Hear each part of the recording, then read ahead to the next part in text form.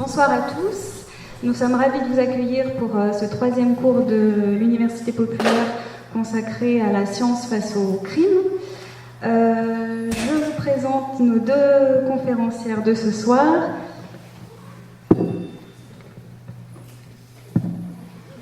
Je suis désolée, mais avec le track, je préfère lire leur prénom et leur nom. Alors, Marianne Chouteau et Céline Nguyen, qui viennent de l'INSA de Lyon, qui sont maîtres de conférences, docteurs en sciences de l'information,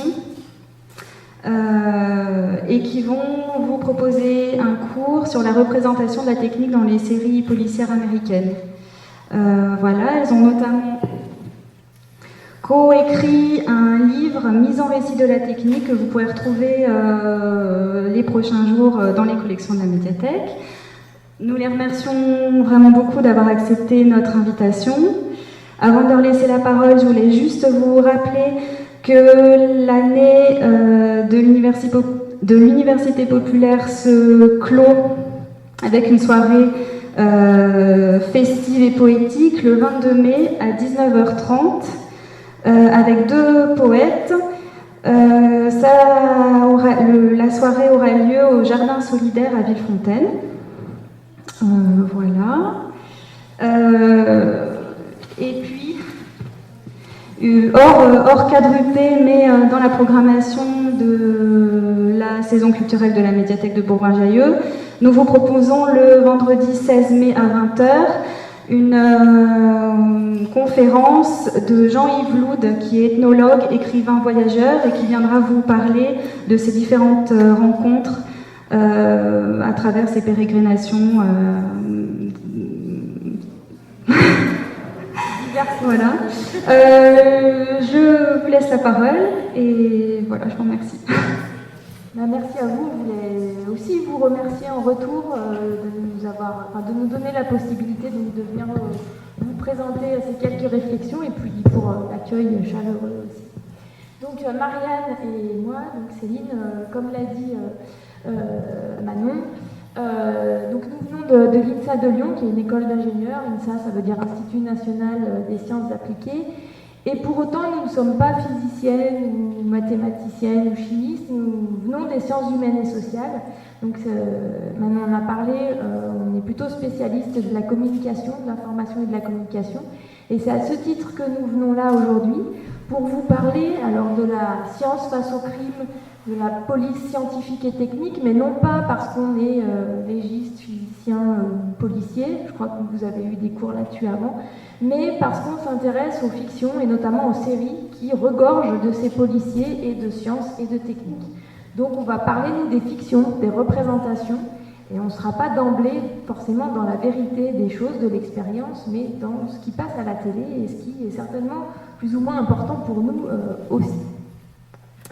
Donc, comme je l'ai dit, notre point de vue, c'est celui des sciences humaines et sociales. On vient d'une école d'ingénieurs dans laquelle il est pour nous important d'enseigner aux futurs ingénieurs que la technique, c'est social, la technique, c'est de l'humain, et notamment à travers les récits, les histoires qui contiennent beaucoup d'éléments techniques et scientifiques. Les fictions dont on va parler ce soir sont des éléments très importants de notre paysage culturel. Et c'est à ce titre-là, pour comprendre aussi l'inscription sociale de la technique, que nous avons mené des recherches à ce sujet. Donc ce qu'on vous présente aujourd'hui, c'est aussi issu des travaux qu'on a pu mener, qu'on est en train de mener actuellement. On travaille rarement tout seul en recherche et on voulait mentionner ici deux de nos collaborateurs de l'Université Lyon 1, qui est voisine, qui sont des spécialistes des sciences de l'éducation, avec qui on travaille beaucoup et pour qui les fictions, qui justement utilisent la science et la technique, sont très importants. Alors eux ont travaillé avec nous sur les séries, parce que ça peut être un support pédagogique très intéressant, et parce que le parti pris aussi qu'on a, c'est de partir de ce que les jeunes peuvent aimer, pour justement pouvoir discuter de sciences et de techniques avec eux. Donc Éric Triquet et Catherine Bruguière ont travaillé avec nous sur les séries télé, mais s'intéressent aussi aux albums de jeunesse, et notamment autour de la biologie, pour faire comprendre aux plus jeunes enfin, faire comprendre certains éléments biologiques, la transformation, la métaphore, mais à travers les albums de jeunesse qui en font. On s'intéresse aussi, comme j'ai dit, donc aux fictions et aux récits et aux histoires qui parlent de technique. On a tous des histoires, des récits, des anecdotes autour de notre utilisation quotidienne des objets techniques, mais on voit bien aussi que nombre de fictions, par exemple la science-fiction, prennent des objets techniques qui n'existent pas ou qui pourraient exister comme personnages clés de leurs histoires. Donc on s'intéresse aussi beaucoup à ça et c'est un moyen pour nous, via les fictions, l'histoire et l'imaginaire, de s'intéresser à la technique et finalement à sa place aussi dans la société. On s'intéresse aux séries policières. Au départ, bon, on a fait comme tout le monde, on a commencé à regarder les séries policières un peu scientifiques et techniques à la télévision et on a trouvé que c'était un support très intéressant, notamment pour analyser les façons dont on représente les scientifiques et la technique dans ces séries-là. Et ce qui nous a intéressé aussi, c'est de voir que les audiences étaient très fortes et que certainement ça avait un sens fort et un intérêt partagé pour un grand nombre d'entre nous. Donc pour nous, c'est vraiment un élément de culture important. On n'est pas dans une démarche où on va, hiérarchiser. Il y a des objets culturels meilleurs que d'autres. On n'est pas du tout dans cette dimension-là. Ça intéresse les gens, donc voyons ce que ces séries contiennent. Et vous verrez aussi qu'en fin de présentation, on vous parlera, là j'ai déjà parlé de récits, de fiction, d'imaginaire. On s'est aussi intéressé à la façon dont les élèves ingénieurs, qu'on côtoie tous les jours en cours, s'approprient ou se questionnent sur les fictions qui parlent de sciences et de techniques. Alors attention, pas la communication scientifique et technique qu'on a l'habitude de voir, mais vraiment des histoires dans lesquelles il y a de la science, il y a de la technique. Alors, un petit topo aussi pour voir que la télévision, c'est vraiment un objet de pratique culturelle très répandu. Une des études qui est menée chaque année par l'autorité de régulation des communications électroniques et postales, c'est l'ARCEP, fait une enquête toutes les années pour savoir qui est équipé de télévision, de smartphone, de tablette, mais aussi de télévision. Et on voit qu'effectivement, la télévision, pratiquement 100% des foyers en sont équipés. Donc c'est vraiment quelque chose qui est important. Quand on regarde les chiffres aussi, là ce sont les chiffres pour la semaine dernière. En France, pour les plus de 4 ans, on regarde en moyenne 3h30 la télévision par jour. Alors évidemment ça peut varier, et un Européen un petit peu plus, la source est un petit peu plus ancienne. Évidemment la télévision, on la regarde aussi en fonction du temps qu'il fait. Il fait pas beau, on reste à la maison, on va regarder la télévision. En fonction de l'actualité politique, il y a un grand débat qui va occuper les 2 candidats aux élections présidentielles. Il y a plus de monde devant la télé, donc ces chiffres peuvent fluctuer. La prochaine Coupe du Monde va certainement attirer beaucoup de monde à la télé. Le sport, c'est un atout évidemment très important. La télé, on peut aussi la regarder évidemment de plus en plus sur ordinateur, voire sur smartphone, sur son téléphone portable. Donc on est évidemment plus cantonné à cet objet particulier. Regarder la télé, ça peut se faire sur plusieurs supports différents, avec aussi une évolution très importante qui est celle de personnaliser ces programmes télé. Ça, on le voit beaucoup avec les étudiants. Moi en tout cas c'est mon cas, ça peut être un plaisir et quasi un rituel de me dire tel soir, à telle date, j'ai cette série, j'ai le feuilleton qui continue, je vais pouvoir me mettre devant la télé. On voit bien que pour les jeunes, on peut regarder la série en entier dans une soirée parce qu'on la télécharge sur internet, etc. Donc on a aussi un rapport à la télé qui est universel quasiment, mais qui peut varier aussi en fonction des profils. Alors ici, c'est plus un clin d'œil, mais on voit, c'était mercredi soir, et la meilleure audience, c'est une série télé, alors qui parle un peu de science, mais au fond pas tellement. Ça s'appelle Grey's Anatomy, ça se passe dans un hôpital, on nous donne un peu de vocabulaire scientifique, médical. C'est un environnement particulier, mais le plus important, c'est de voir que c'est effectivement une série qui l'emporte. On voit ensuite Hercule Poirot, et puis à la fin, W9, on voit Enquête criminelle. C'est assez intéressant, le magazine des faits divers, où là, on n'est pas dans une fiction, prétend nous expliquer comment ça se passe en vrai de l'intérieur. Donc c'est aussi intéressant de voir que ça émerge, ça. C'est quand même mise en récit. Voilà, mais c'est quand même une mise en récit aussi. Hein, évidemment, il y a un scénario et ça ne peut pas être livré comme ça de manière brute.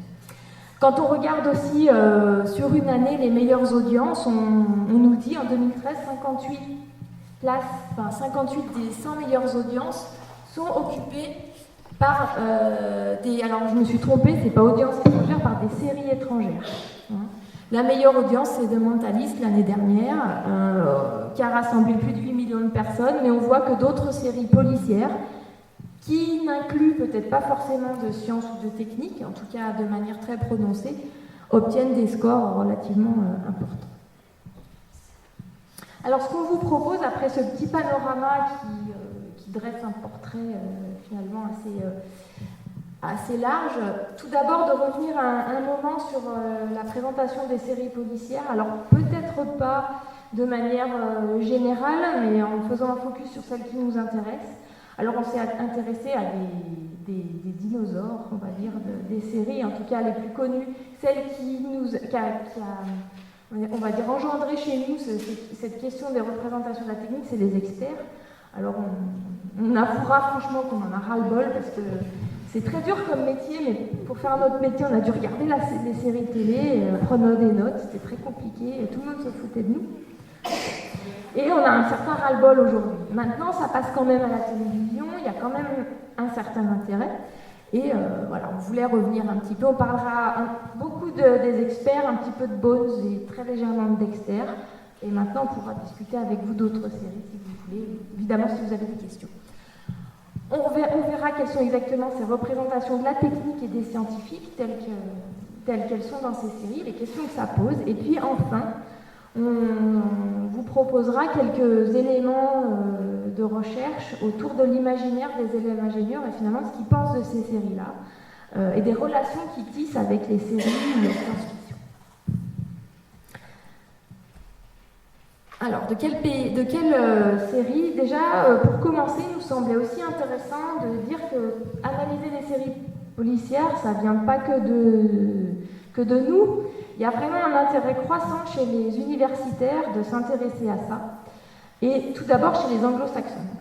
En France, on est toujours un peu à la traîne sur ces objets assez populaires qui ne sont pas forcément considérés comme légitimes. Maintenant, on peut considérer que oui, la télévision, ça fait 10-20 ans finalement qu'on travaille sur notamment les feuilletons et les séries, mais ça s'est fait beaucoup moins vite que dans les pays anglo-saxons.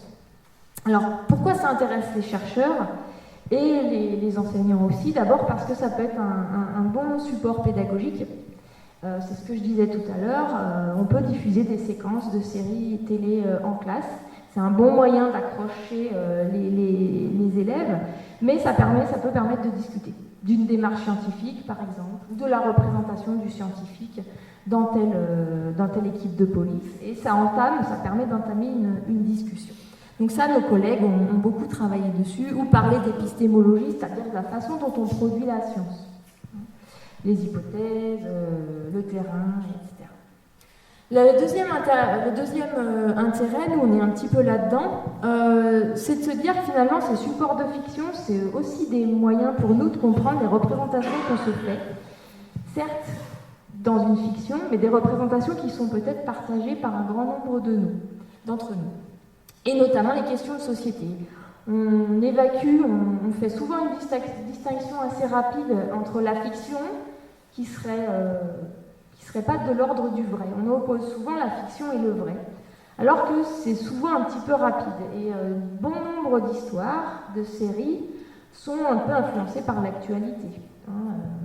Des séries qui parlent d'un homme politique très célèbre qui a eu un problème dans un hôtel, par exemple, avec une femme de ménage. C'est arrivé après l'affaire DSK, par exemple. Donc il y a souvent des rappels à l'actualité. Donc on sépare peut-être un petit peu vite la fiction de la réalité. Et du coup, dans les séries, via des fictions, sont traitées donc par un mode narratif et sans prétendre à faire du documentaire ou à s'approcher d'une quelconque vérité, à poser des questions de société, l'homosexualité par exemple, le chômage, le racisme, etc. À tel point qu'un auteur nous dit les séries, c'est un miroir de la vie. Autre intérêt, là c'est plutôt les gens qui analysent le cinéma, l'analyse esthétique. Eux s'intéressent vraiment aux caractéristiques esthétiques des séries. Les experts, par exemple, ça a été considéré comme une série très innovatrice à l'époque. Et les concepteurs voulaient faire finalement que chaque épisode soit comme un film, donc se rapprocher du cinéma. C'est pas par hasard que des gens comme Tarantino ont par exemple réalisé un épisode d'Urgence, mais aussi plusieurs épisodes des experts. Donc là aussi, c'est propre aussi aux pays anglo-saxons, il y a un rapprochement qui peut se faire entre la série et la télé et le cinéma. Autre intérêt, un autre paquet de chercheurs se pose la question et développe une analyse plutôt idéologique des séries, en se disant, tiens, dans quelle mesure cette série-là, elle est assez idéologique, elle va diffuser telle idéologie, c'est une série plutôt conservatrice, c'est une série plutôt libérale, etc., etc. Donc il se place plutôt du point de vue de l'idéologie, aussi avec parfois un arrière-plan, de se dire, ça peut être une colonisation de l'imaginaire, notamment par les valeurs et la culture américaine. Il y a aussi des gens qui développent un sens critique très fort autour de ces séries. Et puis, c'est aussi un intérêt de savoir un peu qui regarde ces séries, pourquoi faire, quelle place ça a dans nos pratiques culturelles et quel intérêt on y retrouve. Je voyais aussi, c'est un support de lien, il y a pas mal de sociologues aussi qui s'intéressent au public et notamment des séries pour justement analyser comment les séries font du lien entre les gens. Moi, ça m'est arrivé, on est plusieurs dans un bureau à être accro à une série, le lendemain matin, on arrive, t'as vu ce qui s'est passé et tout, c'est super, c'est l'événement, etc. Donc ça fait du lien. Et ça, les sociologues, ça les intéresse beaucoup parce que ça va un peu contre l'idéologie aussi des médias qui peuvent nous séparer. Pas toujours. Alors, ces séries. Nous, on va plutôt, donc, comme j'ai dit, parler des séries contemporaines. C'est intéressant de voir qu'elles se sont beaucoup renouvelées à la fin des années 90, notamment quand ces séries qui étaient à destination du public féminin ont commencé à l'appliquer.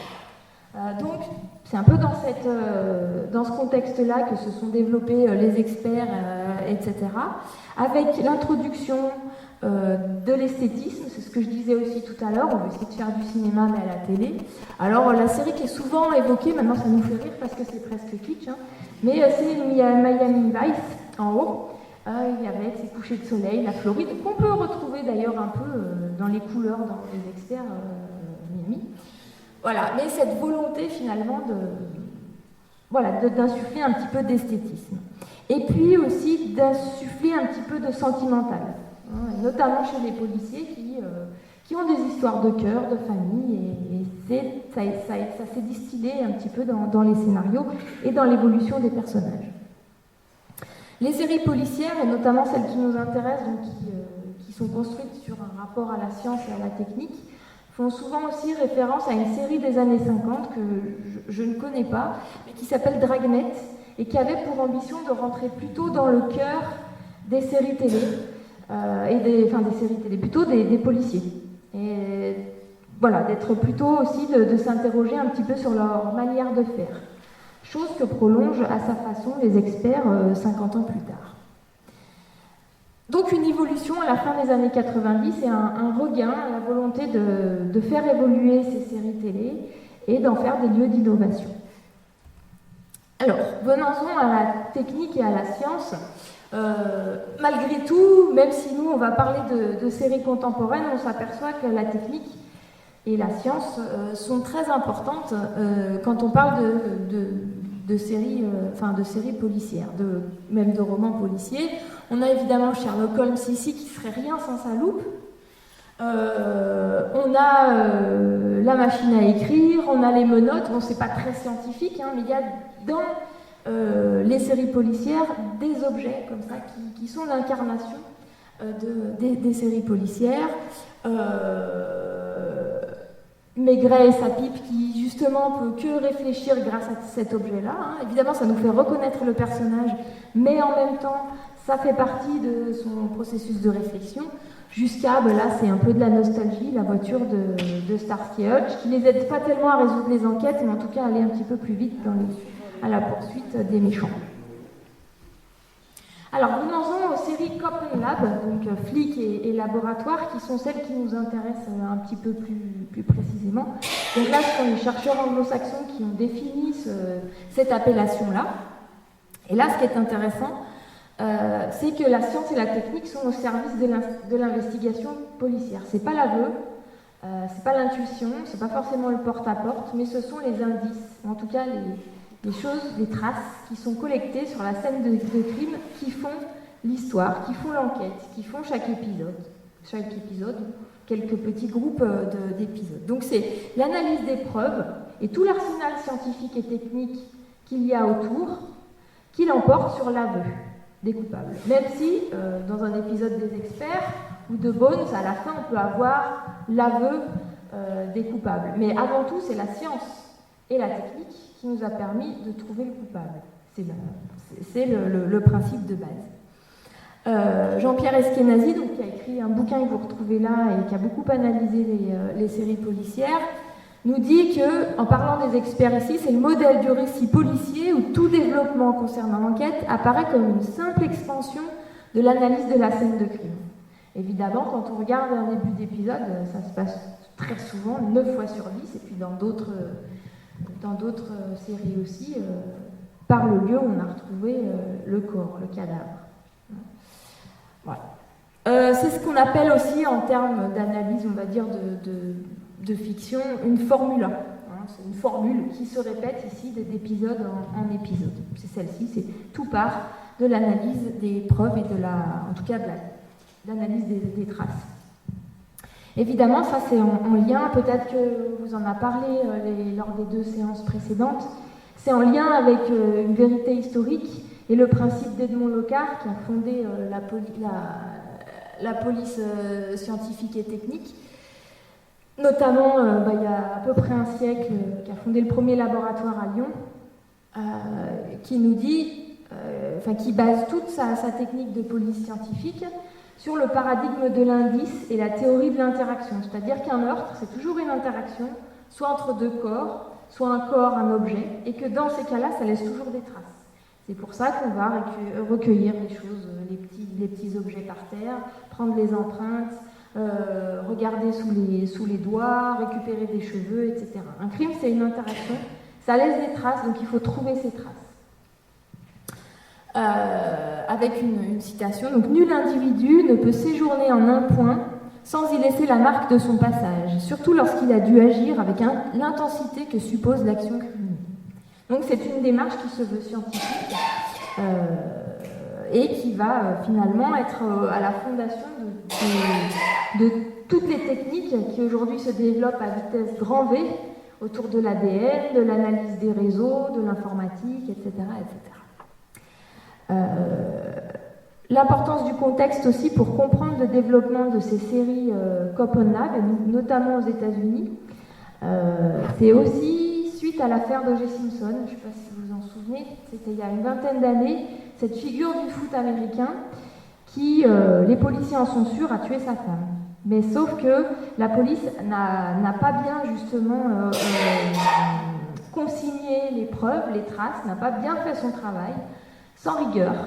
Et du coup, c'est vraiment une critique qui a été adressée, très forte à la police, je crois, de Los Angeles, avec un policier raciste aussi, et O.J. Simpson est noir. Donc beaucoup de suspicions, donc une police très critiquée, notamment parce qu'elle manque de rigueur.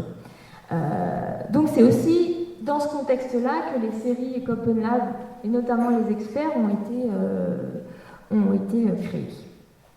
Pour prouver justement que la science peut aider la police à redorer son blason, la science et les techniques, et montrer qu'elle est capable d'arrêter les coupables. C'est aussi, ça, même si la première saison des experts date de 2000, c'est aussi dans un contexte de discrédit de la police, mais cette fois 6-7 ans après, avec le 11 septembre. Là aussi, La police a été pas mal discréditée parce qu'elle n'a pas su arrêter les terroristes à temps. Et on connaît les attentats du 11 septembre et les répercussions que cela a pu avoir. Donc les experts, ça intervient dans ce contexte-là. Hein. La police doit s'aider de la science et de la technique pour lutter contre ce chaos. Hein. C'est aussi en lien certainement avec les politiques de George Bush, ce qui a été mis en place à la suite de ces attentats-là. Donc avec une petite citation américaine qui nous dit que finalement la série CSI, donc c'est Crime Scene Investigation, c'est le nom américain des experts, c'est une quête d'un professionnalisme à toute épreuve et une quête de justice et de vérité. Voilà. Donc les Américains nous disent que c'est certainement un lien avec l'échec du projet O.J. Simpson qui a été condamné ensuite et du 11 septembre. C'est aussi l'un des fondateurs qui a assisté à un documentaire sur l'expertise légale et qui a été très impressionné par ce documentaire. Autre lien avec la vérité, c'est celui de Bones, inspiré donc par une vraie anthropologue judiciaire qui s'appelle Kathy Reich. Vous avez peut-être déjà lu ses romans policiers. Elle est anthropologue judiciaire, donc elle s'intéresse, comme son nom l'indique, vous connaissez sûrement la série, aux os. Et c'est son travail aussi qui a pu inspirer la série.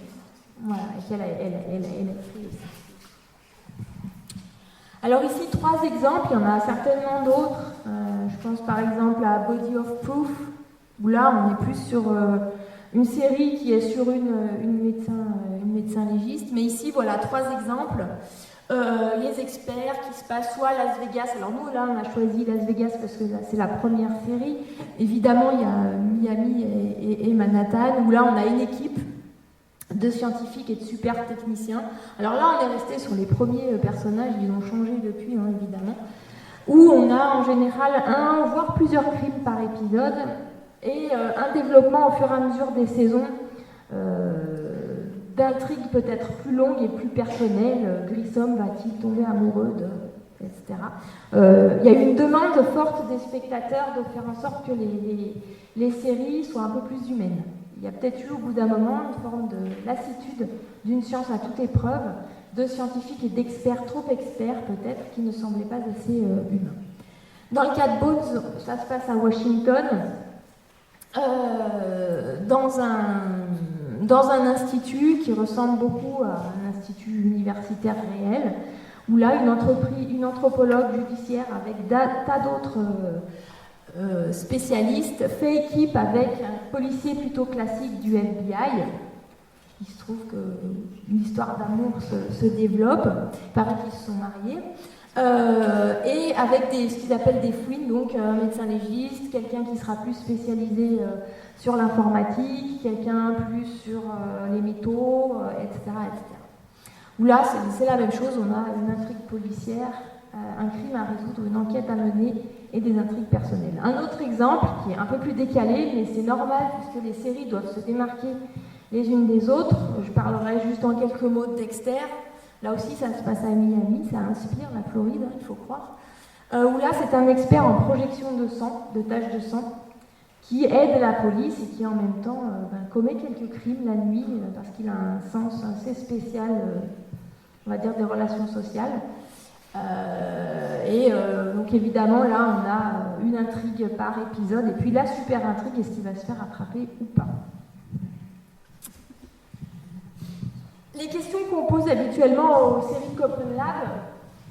Alors, la question la plus souvent posée, qui n'est évidemment pas là parce que c'est pas celle qui nous intéresse, c'est est-ce que c'est vrai ce qui est dit dans les séries. Elle ne nous intéresse pas vraiment cette question parce qu'à notre avis, je l'ai dit tout à l'heure, il y a toujours des choses qui s'inspirent du réel et puis des choses qui ne peuvent pas être réelles. On le dira tout à l'heure, mais faire une analyse d'ADN, que ça mette 19 secondes, c'est pas comme ça que ça se passe dans la vraie vie. J'imagine que les gens que vous avez rencontrés dans les 2 précédents cours ont dû vous le dire. Donc nous, la question de la réalité, elle ne nous intéresse pas tant que ça. Maintenant, on essaie de regarder plus précisément, est-ce que malgré tout, même si c'est de la fiction, est-ce qu'il y a quelques connaissances scientifiques qui sont transmises Comment la science et les techniques sont montrées? Est-ce que c'est du spectacle? Comment elles sont représentées? Et enfin, est-ce qu'il y a différentes formes de savoir qui sont présentées dans ces séries-là? Alors, des connaissances scientifiques, il y en a, mais évidemment elles sont mises en scène, hein, c'est pas un cours qu'on nous fait, c'est pas de la communication scientifique et technique. Évidemment, c'est aussi par petites doses, parce que si c'était un cours de médecine légale ou un cours d'anatomie, on éteindrait la télé, on ne regarde pas ces séries forcément pour ça. Malgré tout, il y a parfois des expressions, il y a parfois des bribes d'explications, elles sont, on va dire, très peu nombreuses, encore une fois, mais il y a quelques petites choses. Quelques connaissances de nature épistémologique, parfois sur la démarche, le statut de l'observation, est-ce que je peux obligatoirement conclure que telle personne est ce coupable parce que j'ai vu ça, parce que j'ai récupéré telle trace. On sent bien que ces séries-là, elles nous plongent dans ce genre de questionnement, sans toutefois toujours y répondre. Malgré tout, il y a quelques petites phrases clés, comme Grissom, donc saison 8, épisode 9, un épisode qui s'appelle Un monde d'ordures, qui nous dit, d'un ton docte à ces techniciens qui lui apprend la vie, les impressions ne suffisent pas.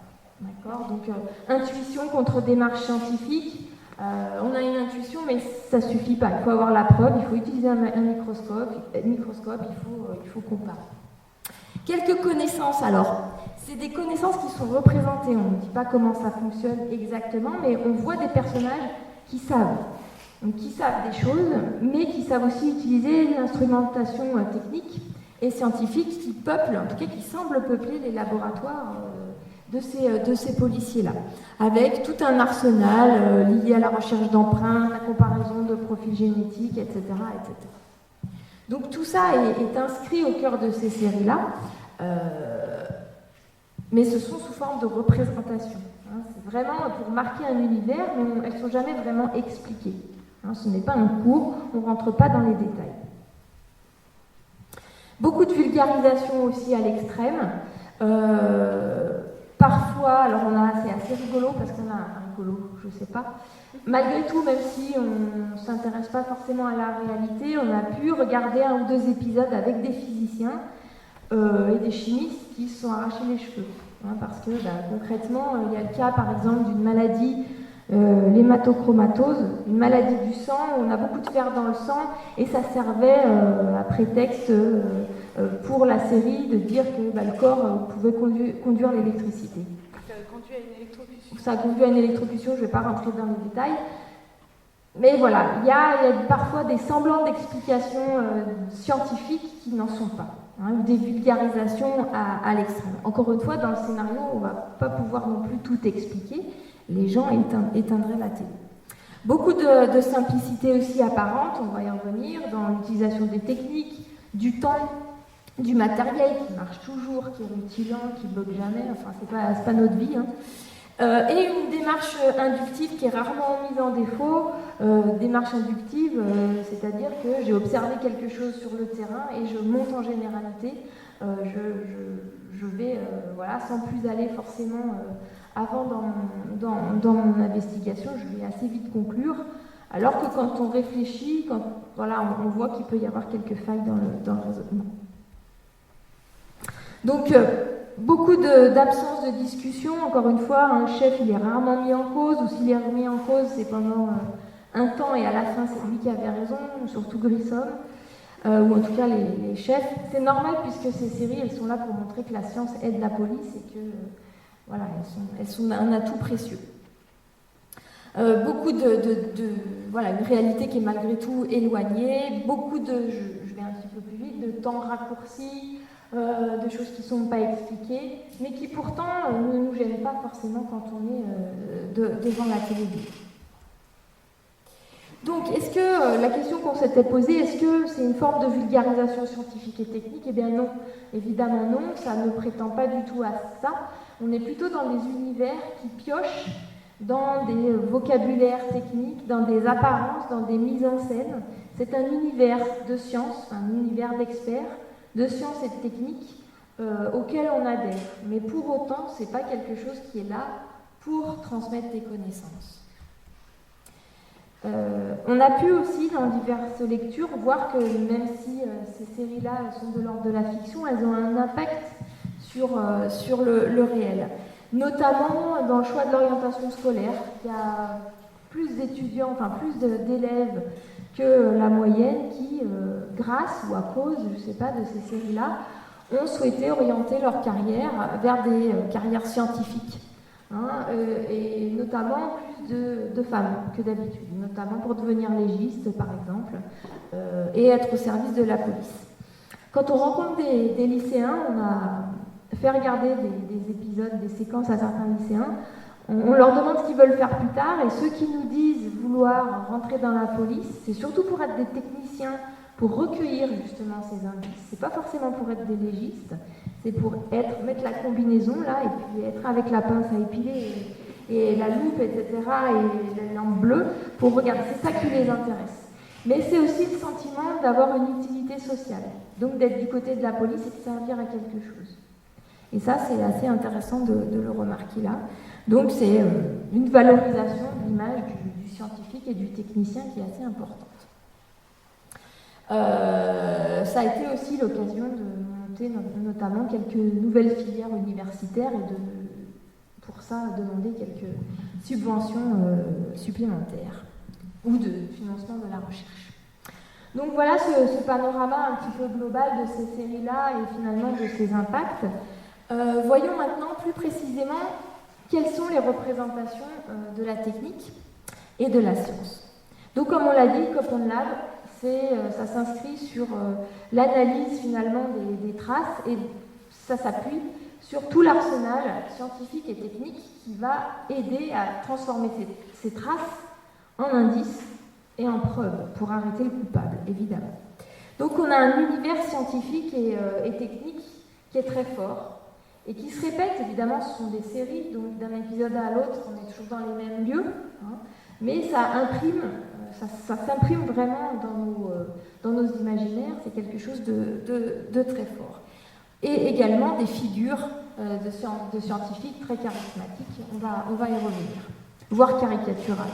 J'en ai déjà un peu parlé avec Delissom.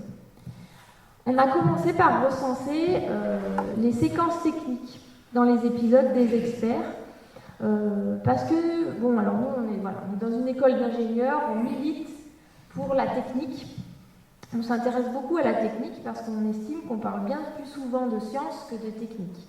On dit souvent ces séries-là, c'est des séries à caractère scientifique. Pas tant que ça. Quand on regarde finalement la présence des instruments, des outils, des machines, eh bien elles sont très fortes, elles sont très souvent à l'image. Pas souvent explicitées, ça fait partie souvent du décor, c'est répété, c'est des routines. Mais nous, ce qu'on trouve intéressant, c'est que finalement, elles seraient peut-être plus techniques que scientifiques. Alors, à quoi servent ces instruments ? Là, on voit ici un technicien qui est sur une scène de crime et qui va s'attacher, donc qui va essayer de prélever tous les indices, évidemment, pour faire avancer l'enquête. Donc, on va dire les outils, les premiers outils sont ceux que les experts utilisent sur la scène de crime pour récolter les indices. Donc on voit ici une lumière bleue, mais je ne sais pas, vous voyez forcément les petits tubes, les gants en latex, les petites pinces à épiler, les petits machins, toute cette panoplie-là que les experts utilisent pour, quand ils relèvent des empreintes, ou le petit plumeau avec la petite poudre noire pour relever les empreintes, etc. Tout un arsenal. Cette utilisation se poursuit souvent en laboratoire. On a récupéré tel élément, et dans lequel on va essayer de voir plus finement où sont les traces. On les extrait, on utilise une lampe, une loupe, etc. pour les voir plus clair. Ça, c'est la première utilisation de la technique, c'est pour le prélèvement d'indices. Le deuxième, ces indices, on ne fait pas que les prélever, il y a un moment, il faut les analyser. On va les mesurer, on va mettre des gouttes, on va utiliser le fichier national des empreintes génétiques, Tout ce traitement-là, il est aussi très important, il continue en laboratoire, l'idée c'est de mesurer, de qualifier, de comparer. Et puis la troisième séquence, alors ça c'est pas forcément dans chaque épisode, mais on le retrouve assez souvent, la phase d'expérimentation, où parfois les experts, eh bien, ils ont besoin de reproduire une expérience, ils ont des hypothèses, ils se disent, bah tiens, est-ce que c'est tel projectile qui a explosé le crâne de telle personne? Ils vont mettre une pastèque, utiliser une balle de baseball, etc. dans leur laboratoire et faire des tests. Donc là aussi, il y a une utilisation de la technique qui relève parfois du bricolage. On n'est pas dans des super instruments qui clignotent et qui brillent, mais on est parfois dans le bricolage qui peut être intéressant. Alors parfois c'est du super high-tech, hein, on a de la balistique, on va tester des pistolets et on est capable de dire c'est telle balle et de remonter à son propriétaire, donc au coupable. Les personnages aussi, on s'est intéressé aux personnages qui nous plongent encore une fois dans un univers scientifique parce qu'ils savent. Et ils nous montrent qu'ils savent, ils ont une connaissance. Hein. Ici, alors on a encore mis un extrait du Dr Grissom qui nous fait une leçon, qui nous parle de Pasteur. D'ailleurs, on était très étonnés de voir qu'un Américain parle de Pasteur.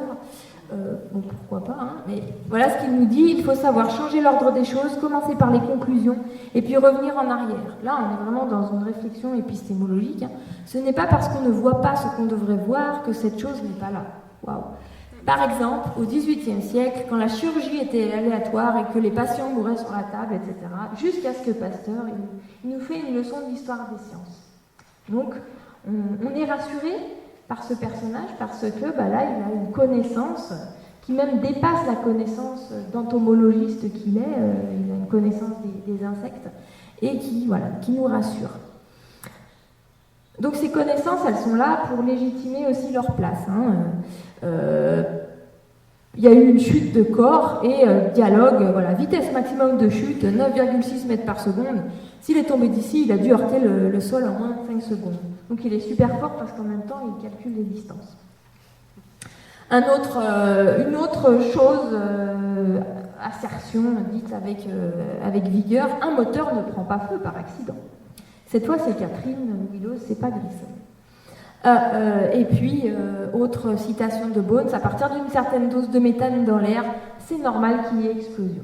Donc voilà, ces personnages savent, c'est encore une fois très ponctuel, mais à certains moments, évidemment, il faut asseoir la légitimité des personnages. Autre exemple, introduire donc de la scientificité. Ici, c'est un dialogue qui est assez rigolo entre Grissom, donc le chef de la police scientifique, et le légiste. Quels sont les os qui résistent à une chute? C'est le même monsieur qui est tombé en 5 secondes, là. Quels sont les os qui résistent à une chute? Réponse, ceux de l'oreille interne, le marteau, l'étrier, ils sont complètement protégés par le crâne. Donc, petite leçon d'anatomie au passage. Donc on a vraiment ici des personnages par le vocabulaire, mais aussi par l'assurance qu'ils ont, qui nous plongent dans un univers scientifique. Alors, donc je prends le relais. Donc comme Céline l'a expliqué, il y a une myriade de personnages. Si ces personnages sont des scientifiques et assoient leur scientificité, ils sont aussi parfois très caricaturaux. Donc un des personnages le plus caricatural qu'on a pu repérer, c'est Bones. Donc Bones, comme Céline l'a expliqué tout à l'heure, c'est une anthropologue judiciaire. Elle travaille donc avec une équipe et c'est la chef scientifique de l'équipe et elle a un caractère assez étrange, abominable, voire, c'est-à-dire qu'elle n'éprouve que très peu de sentiments et elle exprime très peu de choses humaines, entre guillemets. Donc ce personnage-là est poussé, son caractère extraordinaire est poussé à l'extrême et souvent elle fait des remarques qui sont complètement décalées par rapport à la situation dans laquelle elle est.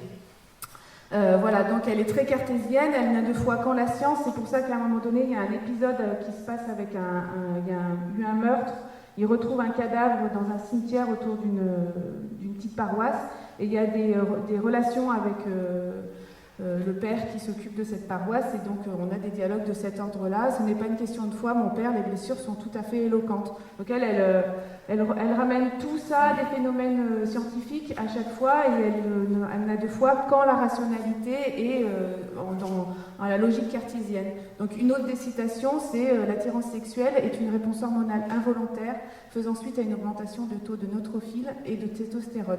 Bon voilà, donc elle évacue toute la dimension humaine de ce que peut être l'attirance sexuelle, voire de l'amour, et elle ne transmet ça que par des données scientifiques qu'elle a validées. Voilà. Un autre trait caricatural qu'on a trouvé, c'est qu'en même temps qu'il y ait ça, en même temps, il y a aussi des introductions de propos très personnels qui émaillent les épisodes. Donc, ils sont parfois en train de parler d'un cas ou au-dessus d'un corps, comme, bon là c'est les os, mais parfois ils sont au-dessus d'un corps. Ils parlent de ce qu'ils voient, ce qu'ils observent, donc avec un langage très scientifique, comme Céline l'a présenté tout à l'heure. Et puis, de temps en temps, dans les dialogues, il y a des petites phrases autour de leur vie personnelle qui sont complètement décalées par rapport à ce qui est en train de se dire. Donc là, il y a un exemple, voilà, je voulais vous montrer ce que j'ai découvert. Donc Camille, c'est la médecin légiste qui est là, qui fait partie également de l'équipe de Bones. Et Bones donc, lui coupe la parole et elle dit je ne comprends pas ce qui gêne Booth. Donc Booth, c'est le policier du FBI, que je vois deux hommes en même temps. Voilà. Et ça, c'est tout le temps, en fait, des petits moments comme ça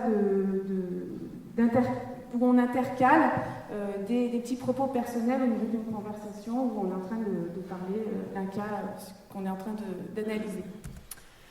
Alors, un autre personnage caricatural qui nous a semblé caricatural, Céline en a déjà bien parlé, c'est Grissom. Alors, Grissom, donc, c'est le chef de l'équipe de la police scientifique de Las Vegas.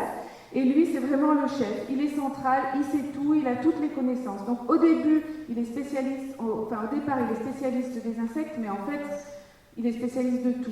Voilà. Il sait tout, et c'est toujours lui, en fait, qui a le dernier mot et qui connaît les choses, voire des fois avant que son équipe ait même découvert les choses à découvrir. Donc là, il y a cette scène qui nous a particulièrement intéressés dans un épisode qui s'appelle La théorie des Grissom, où il finit l'épisode, où il explique la théorie des cordes à son équipe, et en fait, la mise en scène cinématographique, il est dans son bureau, ses policiers sont assis en arc de cercle en face de lui, et la caméra tourne comme ça, autour de lui. Donc lui, il est chef, il raconte sa théorie, et la caméra tourne autour de lui, et les autres, ils le regardent ébahis. Voilà, et donc quand même, il dit la théorie des cordes et la théorie du tout. La mécanique quantique traite de l'infiniment petit, la théorie de la relativité explique l'infiniment grand, la théorie des cordes unifie les deux. Elle part du principe que toutes les particules atomiques sont composées d'infinitésimales boucles d'énergie qui vibrent un peu comme des cordes. Chaque corde vibre sur une fréquence qui lui est propre, à l'instar d'un violon qui produit des notes. Et ce sont ces notes qui composent tout notre univers. Voilà, donc on n'a pas peur, hein, en fait, on explique la théorie des cordes en 2 minutes à la fin d'un épisode des experts. Alors, qu'est-ce qu'on a repéré aussi dans ces représentations? Au-delà des personnages, donc Céline en a également un petit peu parlé, on a beaucoup repéré une répétition autour des objets. Il y a des objets en fait qui sont récurrents et qui représentent ce que c'est que la police scientifique et ce que c'est l'acte technique quand on est sur la découverte d'un coupable. En fait, à quoi ça nous sert ces objets-là? Ça sert essentiellement au spectateur à identifier le personnage, c'est-à-dire que par les objets qui lui sont attribués, il arrive, le spectateur, à comprendre qu'il est face à un spécialiste ou un super technicien ou un scientifique. Donc les objets en question, évidemment, ce sont des blouses, des loupes, des lunettes, voilà, des objets qui sont vraiment représentatifs de ce que peut être la panoplie d'un scientifique. Alors on va peut-être regarder un extrait. Je mets lequel sur la scène de crime. Ouais. Oui, merde. Donc là, on va vous montrer un extrait en fait pour illustrer ça. Alors on est désolé pour le son, tout va venir de l'ordinateur. On Voilà. espère que ça sera suffisant. On vous remet l'horreur. Avec le bruit parce que ça vaut le coup. Ouais. Donc on décryptera un petit peu après.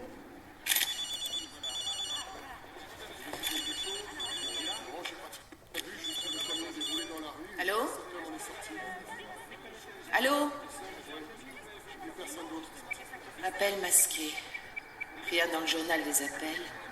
Ça vient d'un téléphone jetable?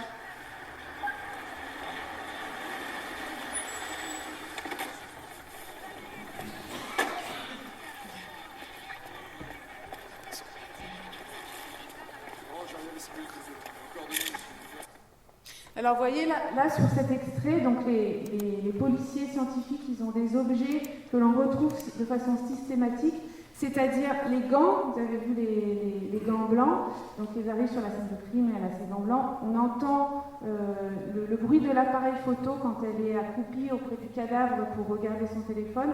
Donc l'appareil photo c'est un objet aussi charismatique, souvent on vient sur les scènes de crime, on prend des photos et ça de façon récurrente. Vous avez vu aussi en flou un peu le bandeau jaune qui détermine la ligne. Donc là, c'est pareil, on identifie les lieux. Et le chef qui arrive après les autres avec ses lunettes. Voilà. Donc c'est souvent comme ça, en fait, dans les représentations, c'est caricatural à l'extrême, avec des objets qui nous permettent donc de nous identifier, de regarder ces personnages et de savoir qui ils sont par les objets qu'ils possèdent. Alors une autre forme de répétition, c'est les lieux. Alors ça, on a repéré en fait que les enquêtes se passent dans des lieux différents, mais les lieux où se pratiquent les sciences et les techniques sont récurrents et facilement reconnaissables. Alors, qu'est-ce qui identifie ces lieux-là? Il y a beaucoup d'objets, effectivement, également. Par exemple, des bocaux avec des liquides jaunes, rouges, parfois avec des bêtes dedans. Dans le bureau de Grissom, il y a des bêtes dans des bocaux. Il y a une esthétisation en fait qui est très forte de ces lieux-là. Alors par exemple dans Les Experts à Las Vegas, les lieux sont toujours filmés avec dans une pénombre un peu, on a l'impression qu'il fait toujours nuit, mais ceci dit c'est vrai puisque ça se passe souvent la nuit. Alors que dans Bones, on a un lieu, un laboratoire avec une plateforme énorme, des outils métalliques, des jeux de lumière sur ces appareils, avec une ambiance particulière. On a presque l'impression d'être face à un film de science-fiction, dans ce lieu tout en verre, avec ce très grand plateau d'expérimentation. À cela se rajoutent également des bruits qui sont significatifs en fait des bruits des ordinateurs. Je crois qu'on en parle après. On va peut-être vous montrer une séquence sur la salle d'autopsie. Donc les salles d'autopsie, c'est vraiment les lieux reconnaissables, caractéristiques de ces séries que l'on retrouve dans les séries comme Bones, Les Experts, également Dexter, Body of Proof. On retrouve les mêmes codes aussi par rapport à ces scènes d'autopsie.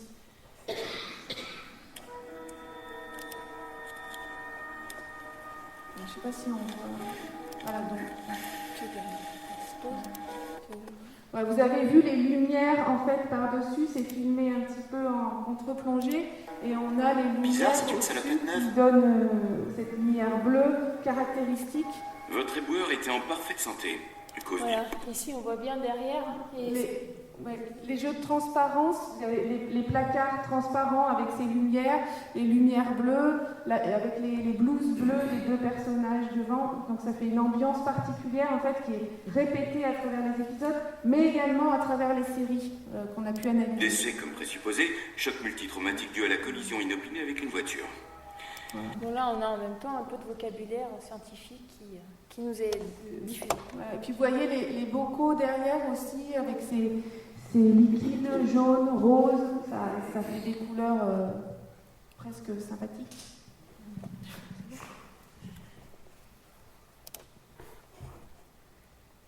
On va se dépêcher un peu en fait pour vous laisser le temps de parler. Alors qu'est-ce qu'on a vu aussi, et ça c'est quelque chose qui nous a vraiment intéressé sur notre travail autour de la technique. Donc nous, comme disait Céline tout à l'heure, notre intérêt se porte sur la technique parce que souvent on se dit que malgré qu'on soit dans un environnement très technologique, on ne réfléchit pas beaucoup autour de la technique et on ne pense pas beaucoup à cette technique. Donc ça nous intéressait, nous, de passer par les représentations pour essayer de mieux comprendre notre rapport qu'on a à la technique. Et là, ce qu'on voit, en fait, dans ces séries, c'est que cette technique, en fait, elle relève presque de la magie. Donc on l'a dit tout à l'heure, elle est infaillible, elle ne bug jamais, et elle permet de trouver des résultats de façon très rapide sans que l'on sache en fait comment ça se passe. Donc souvent, par exemple, ils cherchent un indice, ils mettent une information dans l'ordinateur, on voit que ça travaille, mais on ne sait pas très bien ce qui se passe, c'est très rapide, et très rapidement, on a le résultat avec le fameux match found sur l'écran. Là, vraiment, c'est l'informatique avec sa surpuissance qui résout tous les problèmes, qui arrive à trouver l'indice, alors un tout petit bout d'indice de tout petit doigt, mais on arrive quand même à le retrouver parce qu'il est fiché dans le grand fichier central de la police.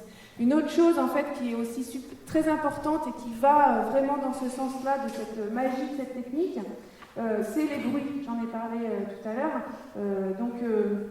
Par exemple, dans Bones, quand ils rentrent sur cette plateforme où il y a tout le matériel pour faire les autopsies, analyser, etc., ils ont une petite carte qui passe comme ça dans un petit guichet et ça fait à chaque fois. Et quand ils repartent, voilà. Donc ça c'est vraiment significatif. On rentre dans le lieu, on ressort et ce petit bruit-là est récurrent dans la série. On retrouve ces bruits qui sont significatifs des bruits des machines dans d'autres films, dans science-fiction, dans Star Wars par exemple, pour ne citer que les lasers, voilà. On retrouve aussi les bruits de clavier. Vous savez, quand on veut signifier qu'on est en train de chercher quelque chose sur l'ordinateur et que c'est très important et que l'informatique va nous aider, on entend comme ça sur, je fais bien, sur le clavier. Voilà. Ouais, alors là on va vous montrer les match found. On peut montrer les deux là parce qu'ils sont peut-être.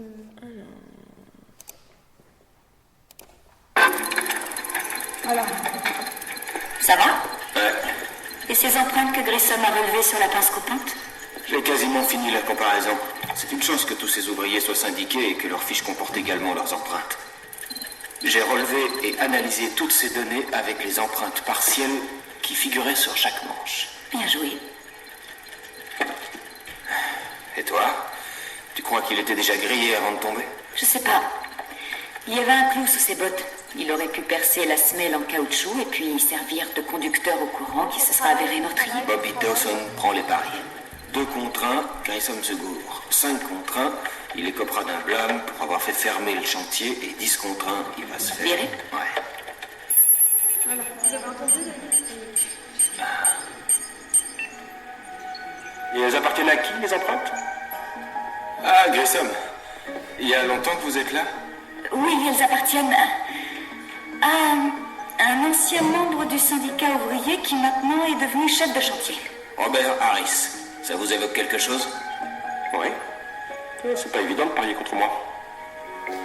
Là, dans cet extrait, il y a vraiment des choses intéressantes.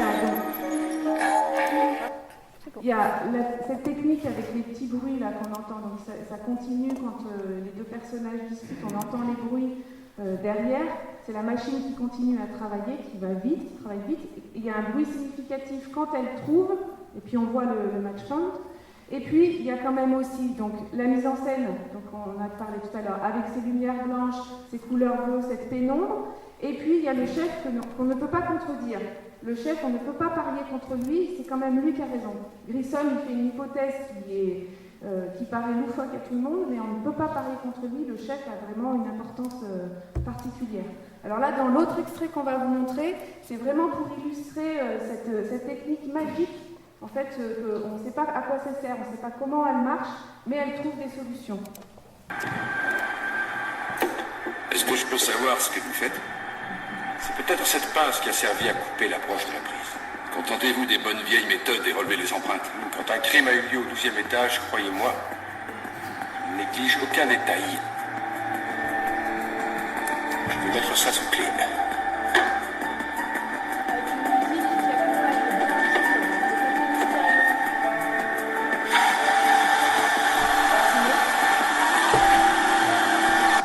Et les empreintes. Voilà, c'est magique. Il met en fait la pince sous une espèce de boîte de mallette transparente. Donc là, on est encore dans le jeu de la transparence. Et avec une fumée qui sort, ça fait ressortir les empreintes sur la pince. Voilà. Donc là, on est vraiment dans le côté magique de la technique. On ne sait pas comment ça marche, mais ça fonctionne et ça nous donne des résultats très rapidement. Et le point commun entre cette mallette et le match fin, c'est vraiment la révélation. Voilà. C'est-à-dire qu'il y a le surgissement et la révélation qui arrivent, soit grâce à l'informatique, soit la révélation des empreintes par cette mallette. Alors, une autre chose qui nous a beaucoup intéressés en fait, par ces séries, c'est que, comme l'a dit Céline, ces séries sont des séries scientifiques, mais également des séries techniques où la technique est vraiment omniprésente et fortement mise en scène. Mais pour autant, cette technique, elle n'est jamais expliquée, elle reste tout le temps mystérieuse. Il y a très très peu d'explications sur la façon dont elle fonctionne. Alors ça paraît normal évidemment parce qu'encore une fois, l'objectif de ces séries, de ces supports fictionnels, n'est pas de donner des explications scientifiques et techniques, on n'est pas dans un cadre de vulgarisation scientifique. Mais toutefois, c'est poussé quand même à l'extrême, puisque c'est vraiment une boîte noire, elles ne sont jamais expliquées dans leur fonctionnement, ni ce qu'elles vont révéler, ni ce qu'elles apportent comme élément particulier, ni ce qu'il faut faire pour que ça marche. C'est vraiment la boîte noire technologique qui fonctionne à tous les coups, mais qui n'est jamais expliquée. Donc on ne sait pas comment s'appellent ces machines. Parfois on entend le spectromètre de masse, ça je pense que vous l'avez déjà entendu dans les séries, c'est un mot qui revient de façon récurrente, mais on ne sait pas à quoi ça sert, on ne sait pas comment ça fonctionne, voilà. Donc, mais pour autant, cette technique a vraiment un intérêt narratif. Sans elle, en fait, le récit ne peut pas avancer, on ne peut pas trouver d'indices, l'enquête ne peut pas avancer. Donc, sans cette technique, il n'y a pas de récit, il n'y a pas d'histoire. Donc, elle peuple vraiment le décor de la série. Parfois, elles sont même des personnages à part entière. Hein, ces appareils qui servent à révéler l'ADN, on parle autour d'eux et on les montre, la caméra tourne autour d'eux, donc ils sont vraiment très importants. Et ils sont vraiment des repères pour le spectateur qui vont attendre qu'on voit des écrans, que l'on se serve d'un appareil pour avoir des résultats de l'ADN. Donc c'est vraiment des repères aussi dans le récit pour le spectateur qui sait à quel stade il est quand on utilise telle ou telle machine pour résoudre l'enquête. Alors, juste une chose, mais rapide. En fait, ce qui est aussi intéressant, c'est que le spectateur les repère, ces machines-là, mais en fait, ça reste quand même dans le domaine des experts, c'est-à-dire des experts et des scientifiques qui, eux, savent s'en servir, savent à quoi ça sert. On ne leur explique pas aux spectateurs, mais en tout cas, ça donne une importance, une légitimité supplémentaire à nos personnages. Alors du coup, une fois qu'on a eu travaillé sur ces séries-là, qu'on les a bien analysées et trouvé ces catégories-là et qu'on a analysé après ces représentations, comme nous étions comme nous sommes dans une école d'ingénieurs, on s'est posé la question de savoir finalement comment un élève ingénieur qui est dans une école et qui donc va être formé aux sciences et à la technique, comment ces élèves ingénieurs vont réceptionner ces séries. Que vont-ils en penser? Que pensent-ils de tout ça? Et est-ce qu'ils voient les mêmes choses que nous ou est-ce qu'on est complètement à côté de la plaque? Alors, ce qu'on a fait pour répondre à ces questions, c'est qu'on a mis en place une enquête l'année dernière, alors sous forme de questionnaire. Donc, c'était facile pour distribuer les questionnaires parce qu'en fait, on les donnait à nos élèves quand on les avait en face de nous. donc des questionnaires sur papier. Donc on a distribué 150 questionnaires avec des questions qui abordaient en fait les thématiques qu'on vous a signalées ici. Alors l'intérêt de ce questionnaire, c'était de s'intéresser aux séries, certes, mais aussi de façon plus générale à la fiction, et à la fiction qui touche aux sciences et aux techniques. Donc la première thématique qu'on a abordée, c'est quels sont les genres qu'ils regardent ou qu'ils lisent et pourquoi. Ça nous intéressait aussi de connaître un peu mieux leur pratique culturelle et leur pratique de lecture. La deuxième thématique, c'était la façon dont ils apprécient ce qu'ils regardent, quel jugement, quel regard critique ils portent sur ce qu'ils lisent et ce qu'ils regardent. Et enfin, quelles sont la perception qu'ils ont de ces fictions et leur lien avec leurs études. Donc on a essayé de voir en fait si parce qu'ils faisaient des études de sciences et de techniques, ils avaient un regard différent sur ces fictions et ce qui en ressortait en fait par rapport à leurs études. Alors les résultats. En plus de ça, donc, on a mené 23 entretiens semi-directifs avec donc, les étudiants. Donc, on a fait ces questionnaires, on a analysé les catégories qu'on a trouvées et après on s'est dit que ça serait bien de creuser un petit peu et on a fait des entretiens semi-directifs avec certains des étudiants. Alors, il est évident que 23 entretiens semi-directifs, ce n'est pas représentatif évidemment de l'ensemble des étudiants de l'INSA puisqu'il y a environ 4500 étudiants à l'INSA. Ce sont des promos de 800 à 900, donc voilà, évidemment on sait qu'on n'est pas représentatif, mais ça nous donne un petit aperçu de ce qu'ils peuvent ressentir. Alors, ce qu'on a approfondi avec ces entretiens, c'est surtout le lien entre la fiction et les élèves ingénieurs. Ça partait aussi de l'idée pour nous que la fiction peut être un bon support pour comprendre les imaginaires et comprendre en fait la façon dont les élèves ingénieurs se considèrent entre guillemets dans le monde. Le deuxième thème, c'était la représentation du monde scientifique et technique, et enfin la réalité du métier. Alors, cette fois-ci, les résultats. Alors, ce qui nous a intéressé de prime abord, en fait, sur ce qu'ils regardent ou ce qu'ils lisent, ce qu'on a vu, en fait, c'est que d'abord, les étudiants, ce que disait Céline tout à l'heure, par rapport à leurs habitudes culturelles, c'est qu'ils ne regardent pratiquement pas la télévision. Et quand ils regardent des séries ou des films, ce n'est pas par une forme classique, par la télévision qu'ils le font. En fait, en général, ils le font par Internet. Ils vont récupérer les séries par Internet ou ils s'achètent les DVD de la série et ils le font de façon systématique. Il faut dire aussi qu'ils habitent pour la plupart en résidence. Voilà. Ils n'ont pas de télévision. Ils n'ont pas d'accès. Ça aide. Ils n'ont pas beaucoup de temps non plus parce qu'ils ont des emplois de temps assez chargés. Donc, et puis, je pense que ça ne fait pas partie de leur priorité de loisir de se mettre devant la télévision. Alors, quand ils regardent des supports à la télé ou par d'autres biais, ce qu'ils regardent en majorité, ce sont des films et des séries, donc à 61%. Alors, on leur a demandé ensuite quels sont le genre de séries qu'ils regardent. Donc, à 63%, ils regardent des séries comiques. À 42%, ils regardent des séries fantastiques et à 37%, ils regardent des séries scientifiques régulièrement et 70% au moins une fois. Ça veut dire que 70% d'entre eux ont été au moins une fois face à une série scientifique. Alors, quand ils regardent des séries scientifiques, les séries qu'ils regardent le plus sont Les Experts à 50%, NCIS, Bones à 26%, et Dexter à 5%. Donc en fait, dans nos choix de séries d'analyse, on n'était pas complètement à côté de la plaque.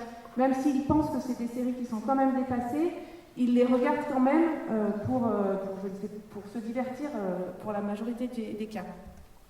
Alors sur les livres et les films, ils regardent des films de science-fiction, donc ils sont souvent amateurs de films de science-fiction, vous voyez à 93%. Pourtant, et pour passer le pas d'être un habitué du genre, il n'y en a que 41% qui disent on est habitué du genre de science-fiction sur les films. Sur les romans, il y en a 75% d'entre eux ont lu un ou plusieurs romans de science-fiction. La science-fiction, c'est quand même un genre qu'ils aiment et qu'ils lisent ou qu'ils voient par des films. Et seulement 23% d'entre eux se disent habitués au genre de livres de science-fiction. Donc ça nous intéressait aussi parce qu'on voulait savoir si, en plus de regarder des séries ou des films, ils lisaient. Donc souvent, ils disent qu'ils ne lisent pas beaucoup, mais quand ils lisent de la science-fiction.